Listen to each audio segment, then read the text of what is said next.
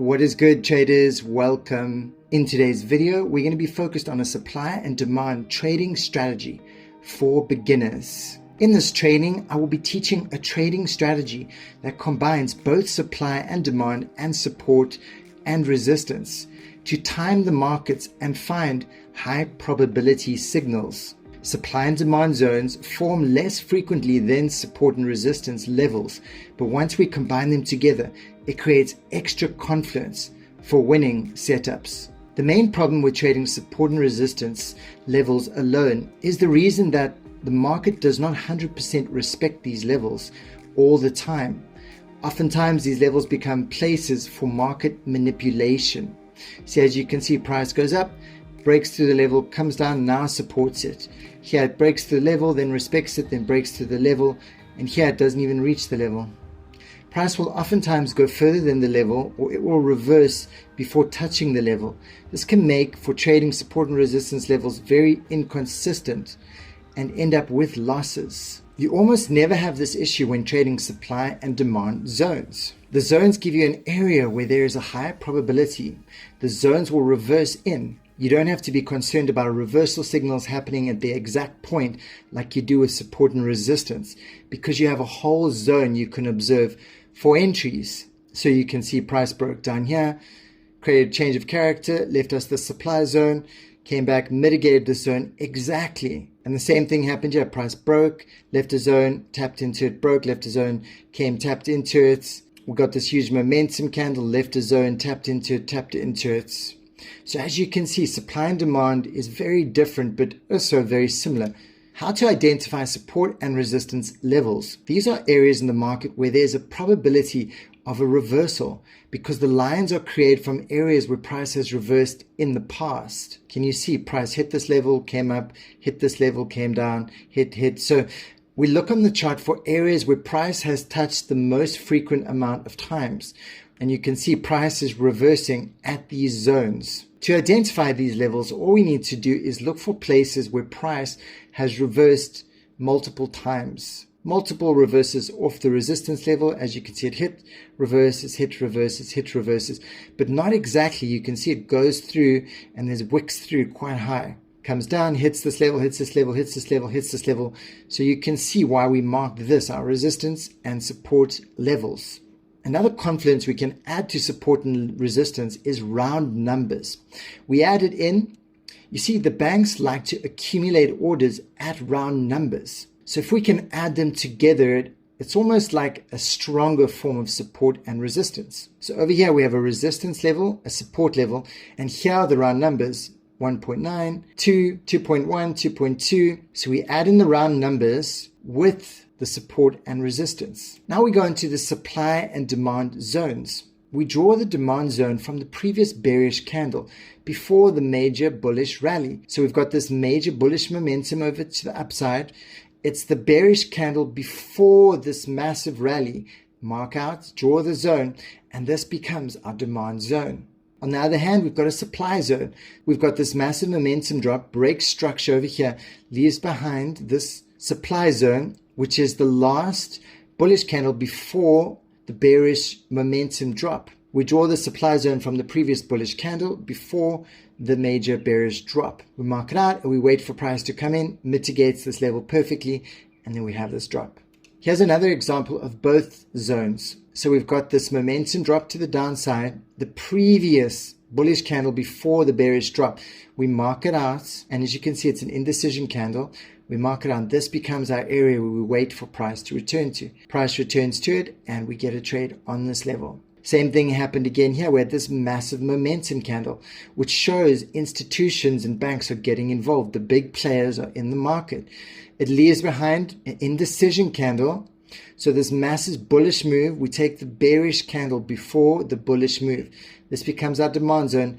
We wait for price to tap into this zone. This becomes our entry. Now we combine all the levels together. And here's an example. Up here, I've got a supply zone, resistance level, and round number, all combined. As you can see over here, we've got the supply zone, round number, and resistance point over here. Price comes and respects these zones completely. The same thing down here. We've got a demand zone, support level, and round number. As you can see, price is respecting these levels completely. You wouldn't know exactly which level it will reverse at, but you know it will happen at one of these levels. You would observe how price responds and reacts to these levels. As you can see here, we've got a supply zone, round number, and resistance level.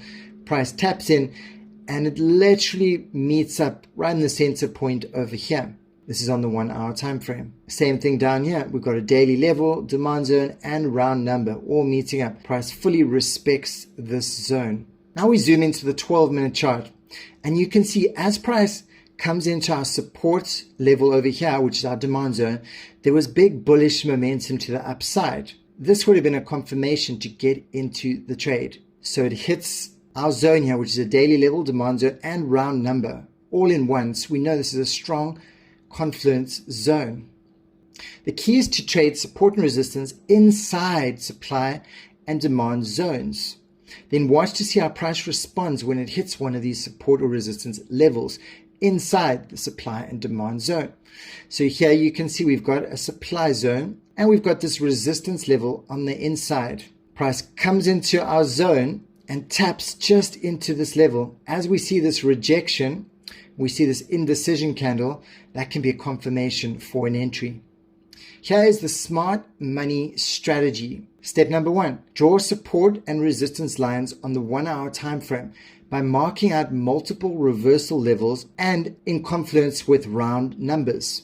Number 2, draw in supply and demand zones on the 1 hour time frame. Number 3, identify confluence between all these levels. Number 4, go to a lower time frame, like a 12-minute, and watch how price reacts when it reaches the zone and level to look for an entry. So we mark out our zone on the higher time frame, the 1 hour, and we mark out our resistance levels, our round numbers. We wait for price to come into this zone, and then we can go to a lower time frame. I use the 12 minutes. We wait for a change in character. Price hits this zone. We could have entered directly after the indecision candle, but that would have been a risk entry, but still an entry. If we wanted a confirmation safe entry, we wait for the change of character.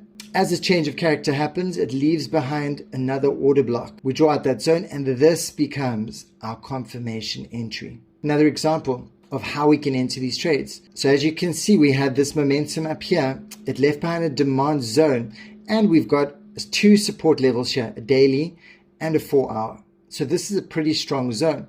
Wait for price to come back into the zone. We shift from the 1 hour to the 12-minute to look for a precise entry.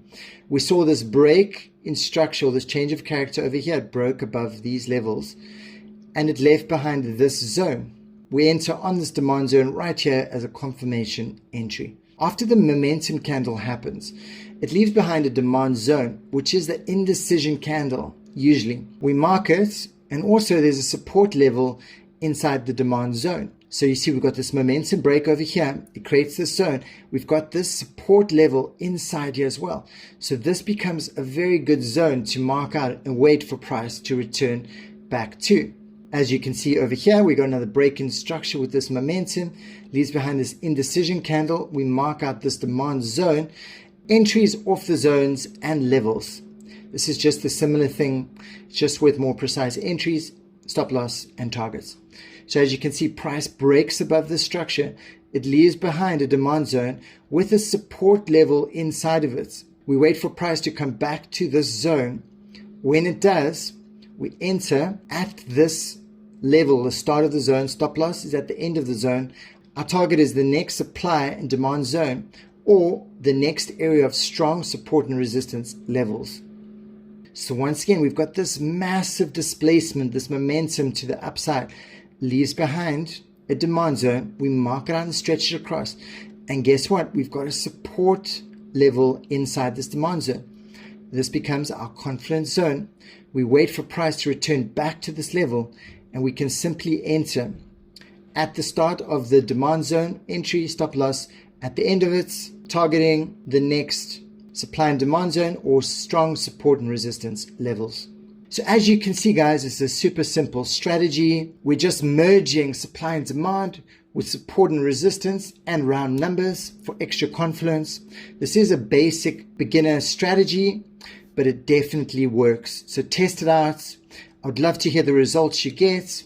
And if you enjoyed this video, consider giving me a thumbs up and subscribe to my channel.